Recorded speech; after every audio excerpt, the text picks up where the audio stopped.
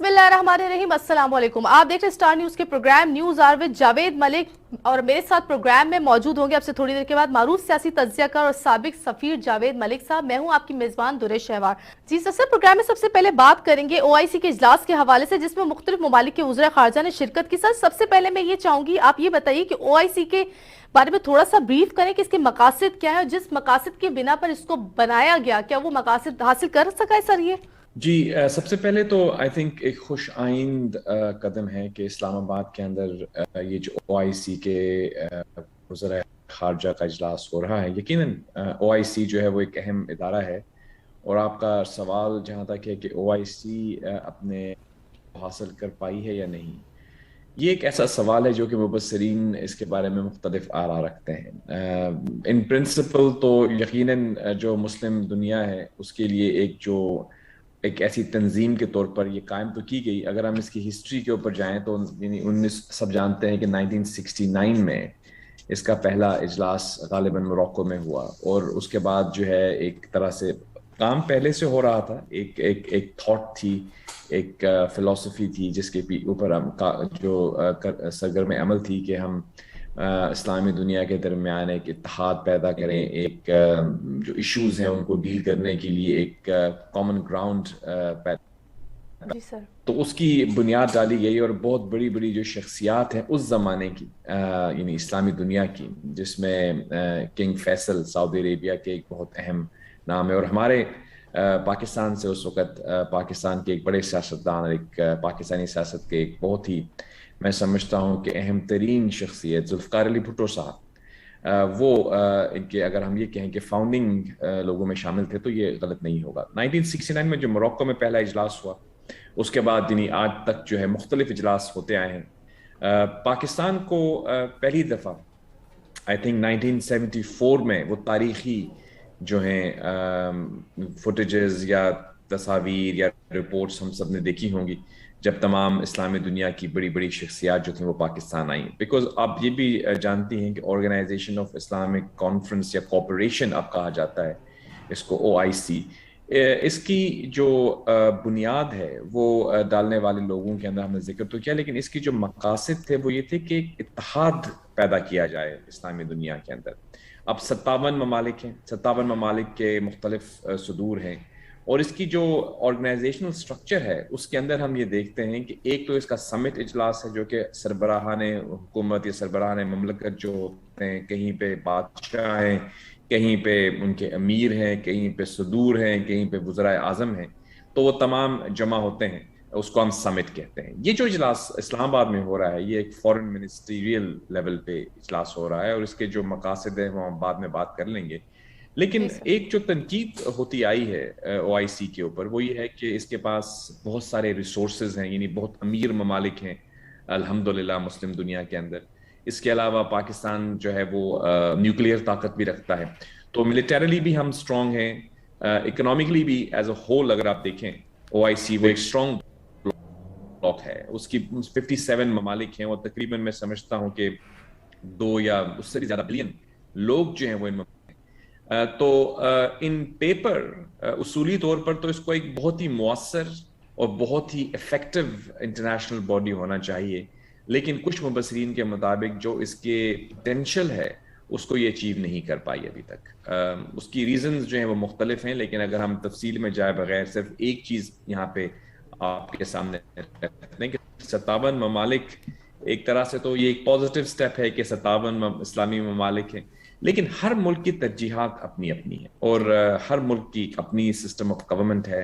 कहीं पे हम देखते हैं कुछ जो है वो पॉलिटिकल एक तरह से डिसअरे नजर आता है हमारे मुल्कों में। फिर अगर आप ये देखें कि गो के ये एक बहुत अहम ब्लॉक तो है ही मुस्लिम ममालिक का, लेकिन दुनिया भर के जो मसाइल हैं, खाना जंगी को ले लें, बावर्ची को ले लें, वो भी आपको मुस्लिम दुनिया में नजर आते हैं। इराक की एग्जांपल आपके सामने रही, अफगानिस्तान की एग्जांपल आपके सामने है, के अलावा सीरिया में जो प्रॉब्लम्स हैं वो आपके सामने हैं। फिर आप दुनिया भर में अगर देखें तो जंगें होती रही, ईरान इराक कॉन्फ्लिक्ट रहा पहले, उसके बाद हमने देखा कि गल्फ वॉर का एक जो हुआ वो एक बहुत बड़ी चैलेंज रहा मुस्लिम दुनिया के लिए।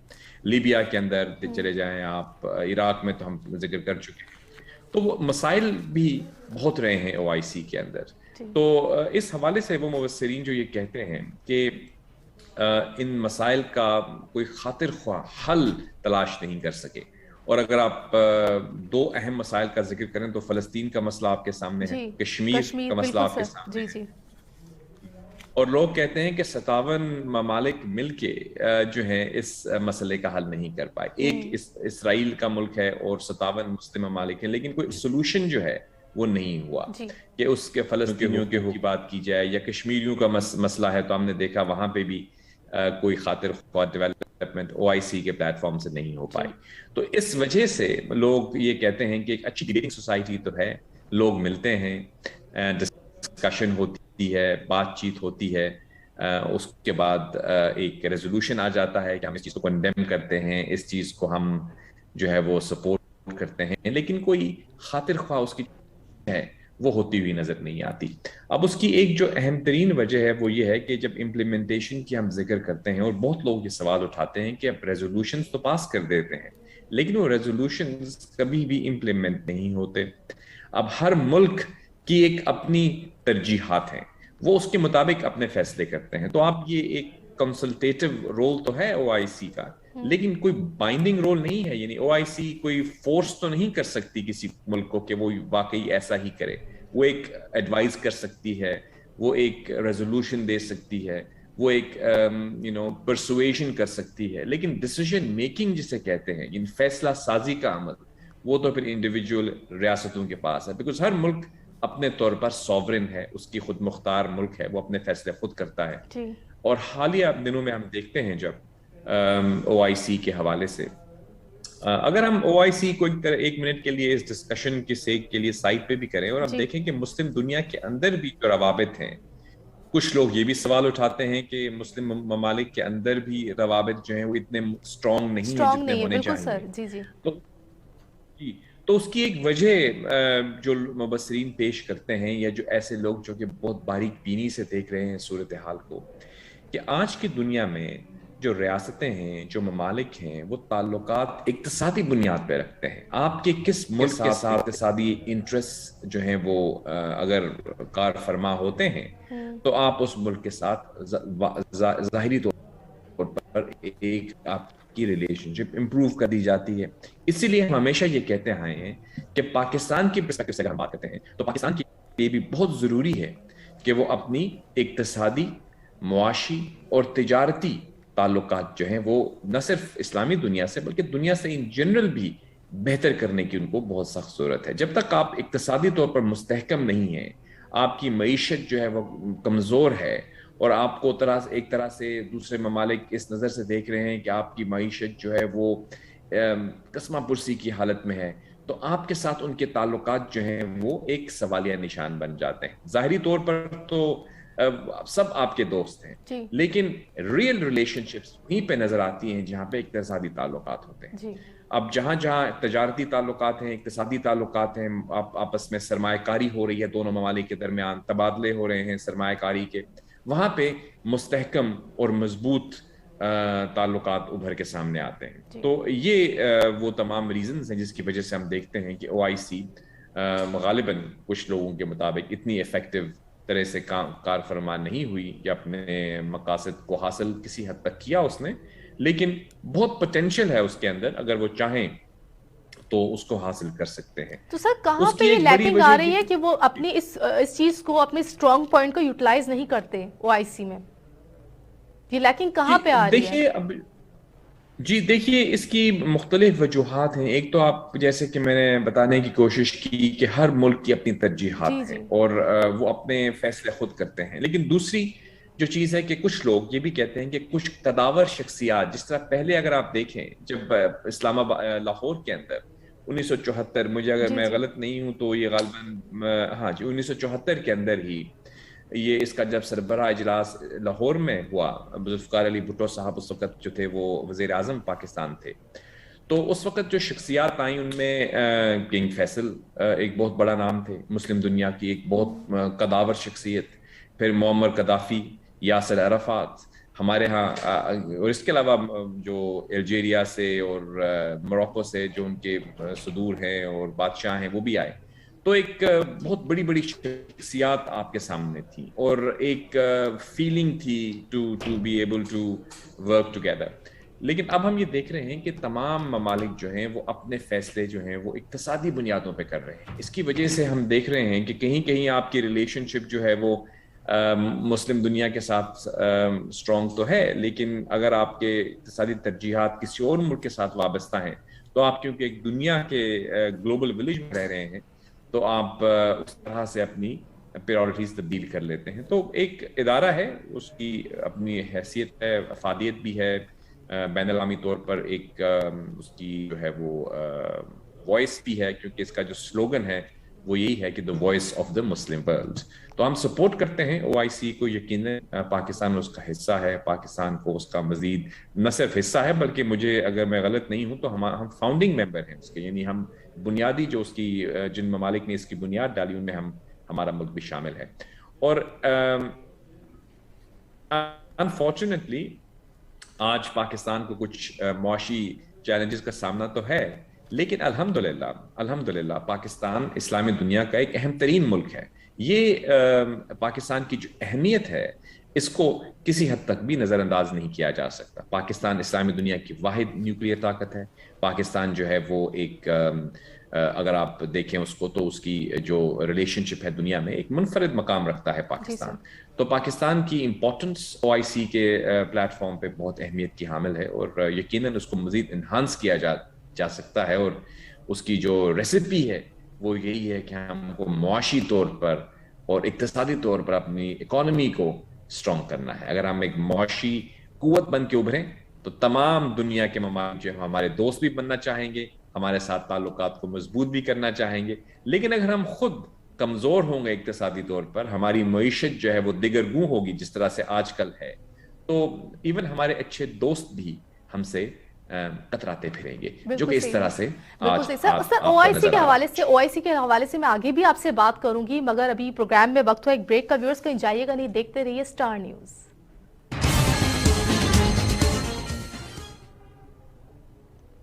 جی viewers, welcome back from the break. جی سر، بریک پہ جانے سے پہلے ہم OIC کے حوالے سے بات کر رہے تھے. اب میں آپ سے جاننا چاہوں گی سر، جو پاکستان میں جو اجلاس ہوا تھا اسلام آباد میں، اس اجلاس کا سر آپ کیا سمجھتے ہیں، ایجنڈا کیا ہے؟ دیکھیے، جو OIC کا اجلاس اسلام آباد میں منعقد کیا جا رہا ہے، سب سے پہلے تو شاہ محمود قریشی صاحب کے لیے ایک بہت بڑا چیلنج بھی ہے اور اپرچونٹی بھی ہے، کیونکہ آپ کو یاد ہوگا کچھ عرصے پہلے انہوں نے جب ہندوستان کو مدعو کیا گیا تھا OIC کے اندر ایز اے اسپیشل گیسٹ، تو یقیناً انہوں نے اس کو بائک آؤٹ کر دیا تھا. اور بائک آؤٹ کرنے کے بعد انہوں نے کچھ ایک دو سٹیٹمنٹس ایسی دے دی تھی جس کے بعد کچھ OIC کے ساتھ ان کی ریلیشن شپ اتنی زیادہ وارم نہیں رہی جتنی کہ ہونی چاہیے تھی. تو آئی تھنک ایک تو شاہ محمود قریشی صاحب کے لیے پرسنلی بھی بہت اہمیت کا حامل ہے یہ اجلاس، کیونکہ تمام ان کے جو کولیگز ہیں فارن منسٹرز مختلف اسلامی ممالک کے، ان سے ان کی انٹریکشن ہوگی ڈیفینیٹلی. اور دوسرا یہ ہے کہ میں دیکھ رہا ہوں شاہ صاحب کافی متحرک بھی ہیں، میڈیا کے لوگوں سے بھی مل رہے تھے کچھ دن پہلے، اور پھر ابھی اپنے جو میڈیا اسپوکس پرسنس ہیں ان سے بھی اجلاس کیے، تھنک ٹینک سے بھی کیے، سابق سفارتکاروں سے بھی مل رہے ہیں. تو اٹ سیمز لائک کہ جو شاہ صاحب ہیں ہی از کوائٹ ایکٹیو، اور وہ اس اجلاس کے حوالے سے اپنی پریزنس کو ویری افیکٹولی یوٹیلائز کرنے کی کوشش کر رہے ہیں، which is very good. I think Pakistan کی فارن پالیسی کے جو علم بردار ہوتے ہیں وہ فارن منسٹر ہوتے ہیں. آج شاہ صاحب ہیں، اس سے پہلے کوئی اور تھا، مستقبل میں ہو سکتا ہے کوئی اور ہو. تو ہم ذاتیات سے ہٹ کے فارن منسٹر کے جو کانڈکٹ ہے اس کے اوپر بات کرتے ہیں کہ فارن منسٹر کو ہمیشہ روبسٹ ہونا چاہیے، ایکٹیو ہونا چاہیے، ایفیکٹو ہونا چاہیے، اور سب سے بڑی بات اس کو انگیجڈ ہونا چاہیے دنیا بھر سے. شاہ صاحب جو ہیں وہ ڈیفینیٹلی انگیجڈ رہتے ہیں، لیکن کچھ مبصرین جو ان کے ویل وشرز میں کہوں گا وہ یہ کہتے ہیں کہ شاہ صاحب کو زیادہ افیکٹولی انگیج کرنا ہے، نہ صرف مسلم دنیا سے بلکہ ریسٹ آف دا ورلڈ سے، بیکاز پاکستان کی جو فارن پالیسی کی ترجیحات ہیں ان کو اچیو کرنے کی جو فرسٹ سٹیپ ہے وہ ہے انگیجمنٹ. ڈس انگیج کر دینا فارن پالیسی یا ڈپلومسی کی دنیا کے لیے ایک نیا ورڈ ہے. آپ کسی بھی سفارتکار سے پوچھ لیں، چاہے وہ حاضر سروس ہو یا وہ ریٹائرڈ ہو یا وہ لکھنے والا ہو فورن پالیسی کے اوپر، تو وہ آپ کو پہلا سبق جو سفارتکاری کا دے گا وہ ہوگا انگیجمنٹ اینڈ ڈائلاگ. آپ کو انگیج کرنا ہے، ایون آپ کے دشمن ہیں ان سے بھی آپ کو انگیج کرنا ہے. ڈس انگیج کر دینا اور گفتگو کا سلسلہ منقطع ہو جانا، یہ تو کہیں کی سفارتکاری کی کامیابی نہیں ہے. جی بالکل. انفارچونیٹلی کچھ لوگ موجودہ حکومت کے اندر جو ہیں وہ اس اسٹریٹجی کے اوپر عمل پیرا نظر آتے ہیں، جو کہ انفارچونیٹ ہے. اگر آپ فورن پالیسی کی الف بے کے اوپر چلے جائیں تو اس کا پہلا سبق جو ہے وہ انگیجمنٹ ہے. آپ کبھی بھی ڈس انگیج نہیں کرتے. تو پہلا پوائنٹ ویری نائس کہ پاکستان کے اندر اسلامی دنیا کے جو ہیں وہ فورن منسٹرز آ رہے ہیں. جہاں تک مجھے یاد پڑتا ہے کہ یہ کافی عرصے کے بعد ایسا ہو رہا ہے، کیونکہ چھوٹے لیول کے اجلاس جو ہیں وہ ہوتے آئے ہیں. لیکن اٹس ویری گڈ. پاکستان کے لیے ایک اپرچونٹی ہے to not only present this case but also ایک وائڈر ایجنڈا ہے. لیکن اس اجلاس کا جو اصل پوائنٹ ہے جو ہمارے انفارمیشن کے مطابق اور جو کہ آئی تھنک ڈسکس بھی ہو رہا ہے میڈیا میں، وہ افغانستان ہے. جی سر، شاہ صاحب ہوں یا افغانستان کے اندر پیدا ہونے والی جو صورتحال ہے وہ ڈیفینیٹلی ایک پوائنٹ نمبر 1 ہوگا اس اجلاس کا، کیونکہ ڈیفینیٹلی افغانستان جو ہے وہ OIC کا ممبر ہے. افغانستان کے اندر ٹرانزیشنل گورنمنٹ ہے اس وقت طالبان کی، اور جن حالات میں وہ آئی وہ ہم سب جانتے ہیں کہ وہاں کی حکومت تھی 20 سال امریکہ کی سرپرستی میں وہاں پہ حکومت قائم رہی.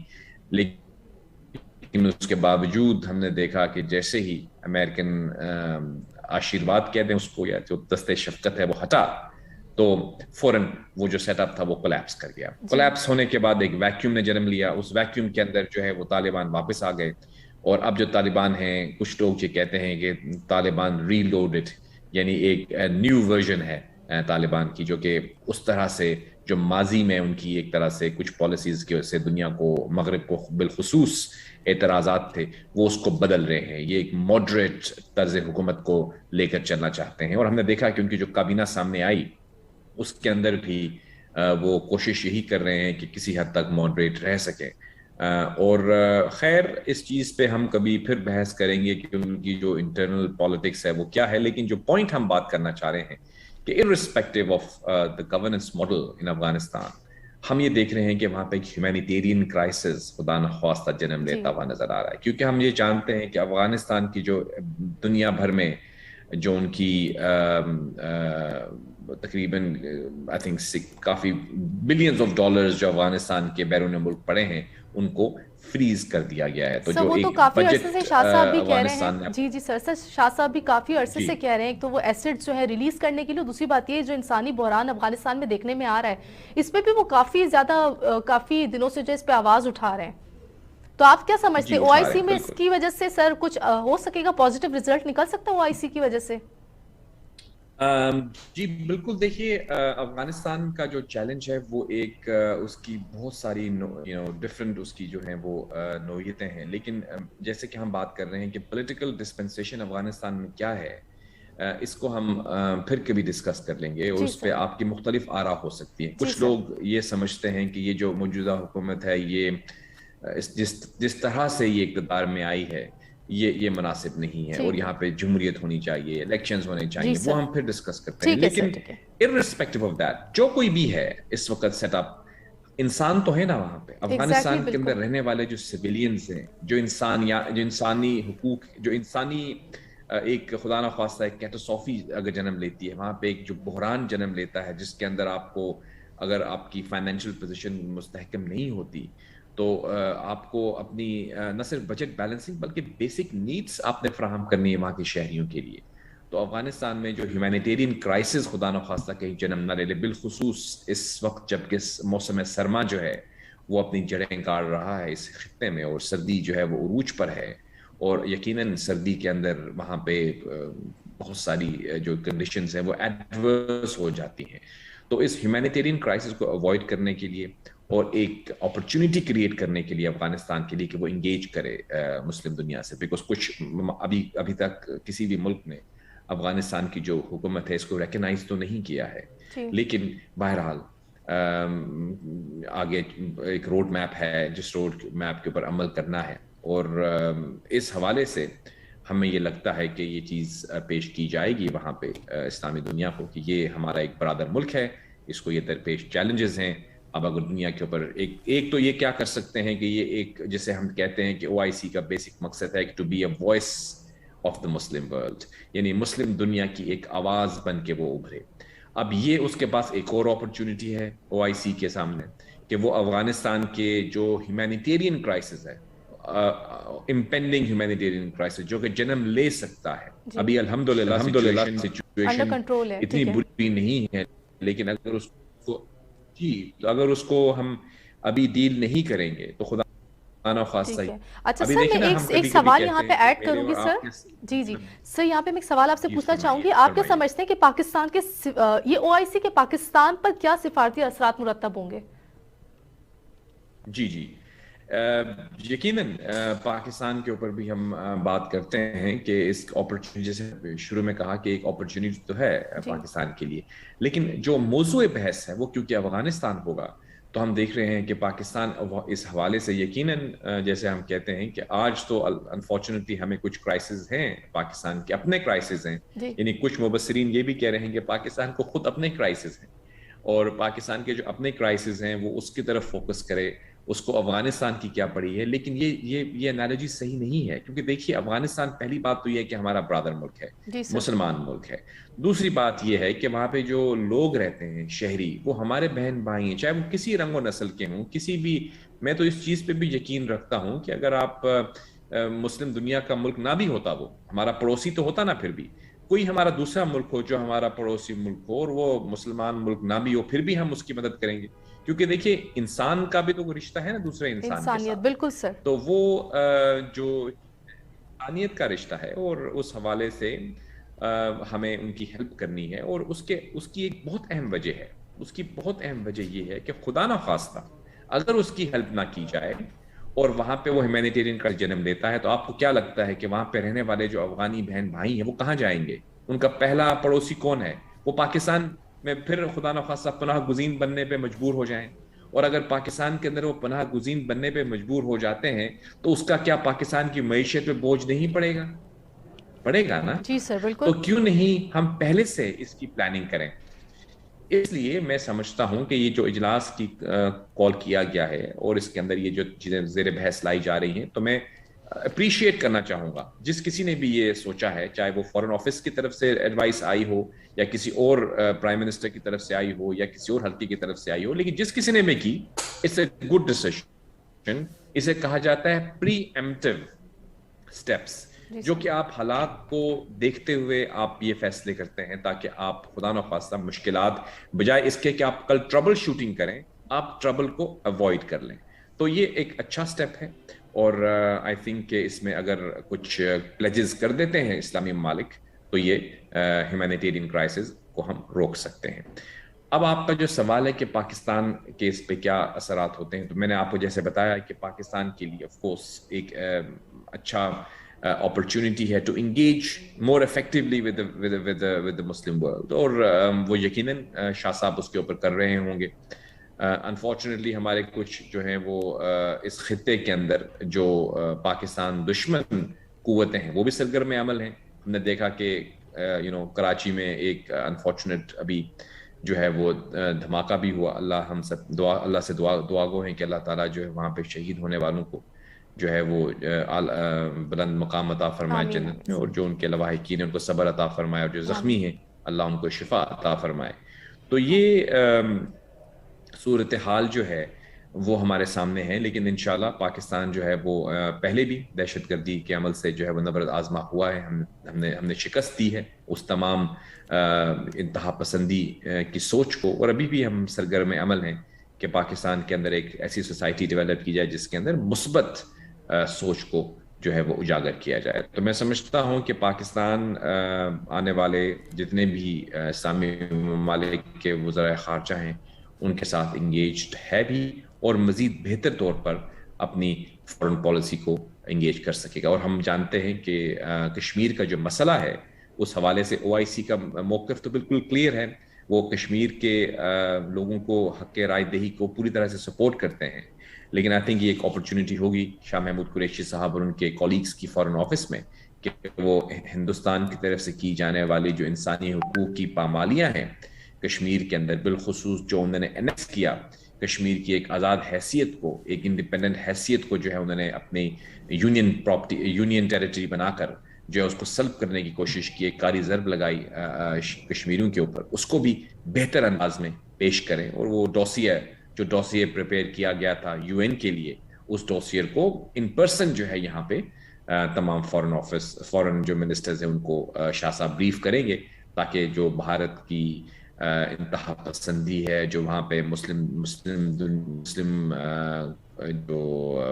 مسلمانوں کے خلاف جو سرگرمیاں ہندوستان کر رہا ہے، یہ میں یہاں کہتا چلوں کہ یہ بی جے پی کی جو حکومت ہے، یہ ہم نہیں کہہ سکتے کہ پورے ہندوستان کے اندر رہنے والے جتنے بھی لوگ ہیں وہ خدا نخواستہ جو ہے مسلم دشمن ہیں. وہاں پہ بہت اچھے لوگ بھی رہتے ہیں. بالکل کانگریس پارٹی کے زمانے میں ایسے حالات پیدا نہیں ہوئے تھے جو ابھی، کیونکہ اس بی جے پی کے اندر بھی ایک ایسا ونگ ہے ان کا جو کہ انتہا پسندی کی طرف ان کو اکساتا رہتا ہے. بی جے پی کے اندر بھی ماڈریٹ لوگ موجود ہیں، کچھ مسلمان بھی ہیں بی جے پی کے ممبر، آپ کو یہ جان کے حیرانگی ہوگی. تو B J P as a جماعت ہم اس کو نہیں کہتے کہ وہ بری ہے، اس کی ایک آئیڈیالوجی جو اس کے اندر موجود، کچھ جو جیسے ہمارے اتحادی ہے نا، اتحادی ہوتے ہیں، ایسے وہاں پہ بھی اتحادی ہیں کچھ ان کے، جو ان کے ونگز ہیں، جو شیو سینا ہیں یا جو ہندوتا کی اسٹریٹجی کو لے کر چلتے ہیں، جو یہ کہتے ہیں کہ ہندوستان کے اندر صرف ہندو رہنے چاہیے. یہ ایسی موقف والے جو لوگ ہیں وہ خود بھارتی آئین کے خلاف ہے، کیونکہ بھارت جو ہے وہ ایک سیکولر ملک ہے. بھارت کا آئین یہ کہتا ہے کہ بھارت کا جو سرکاری مذہب جو ہے وہ کوئی نہیں ہے، وہ ایک سیکولر ملک ہے. لیکن یہ ایسے جو لوگ بات کرتے ہیں کہ وہ صرف ہندو راشٹر ہے، یعنی ہندو اسٹیٹ بنانا چاہتے ہیں، یہ تو اپنے ہی آئین کے خلاف بات کرتے ہیں. ہم اکثر اپنے ہندوستانی بھائیوں سے یہ سوال جب کرتے ہیں تو ان کے پاس کوئی جواب نہیں ہوتا. وہ یہی کہتے ہیں، مجبور ہو جاتے ہیں کہ یہ ایک نقطہ نظر ہے کچھ گروپس کا، پورے ہندوستان کے جو لوگ ہیں ان کا یہ نقطہ نظر نہیں ہے. تو ہم امید کرتے ہیں کہ خطے کی استحکام کے لیے ضروری ہے کہ ہم ہندوستان کے اندر رہنے والے جو 2 ملین یعنی 200 ملین مسلمز ہیں، وہ بھی تو ہیں نا ایک حقیقت ہندوستان کی. تو اس لیے یہ ضروری ہے کہ پاکستان کے خطے میں جتنے بھی ممالک کے ساتھ ہمارے تعلقات بہتر رہیں تو وہی ہمارے لیے بہتر ہے. اور ہم جو ماڈریٹ وائسز ہیں ہندوستان کے اندر ان کے ساتھ انگیج کرنا بہت ضروری ہے. یہاں پر میں بڑے ادب سے شاہ صاحب سے ان کی اسٹریٹجی سے ڈس ایگری کروں گا کہ وہ جو ڈس انگیج ہو گئے ہیں ہندوستان سے، یہ نہیں ہونا چاہیے. ان کو انگیج کرنا چاہیے. وہاں پہ موجود بہت سی ایک بہت بڑا ملک ہے، وہاں پہ ایسے بھی لوگ ہیں جو پاکستان سے دوستی چاہتے ہیں، اور ہم یقیناً کشمیر کا مسئلہ جو ہے وہ یو این کے ریزولوشن کے مطابق حل کرنے کے اوپر یقین رکھتے ہیں. اور اس کے بعد جو باقی وہاں کے لوگ ہیں ان کے ساتھ پیپل ٹو پیپل ریلیشن شپ قائم کرنے میں کوئی حرج نہیں ہے. جی سر میں بھی اللہ سے دعا کو ہوں کہ یہ جو OIC کا اجلاس پاکستان میں منعقد ہوا، یہ نہ صرف پاکستان بلکہ 57 جو مسلم ممالک ہیں تمام کے لیے بہت ہی مثبت ثابت ہو. بہت شکریہ. ہمارے ساتھ موجود تھے جاوید ملک صاحب. ویورز، پروگرام آپ لوگوں کو کیسا لگا؟ اس حوالے سے میں اپنی رائے سے ضرور آگاہ کیجیے گا کہ پروگرام کو مزید کیسے بہتر بنا سکتے ہیں. درے شہوار، جاوید ملک صاحب اور ٹیم کو دیجیے اجازت. اپنا بہت خیال رکھیے گا. اللہ نگہبان.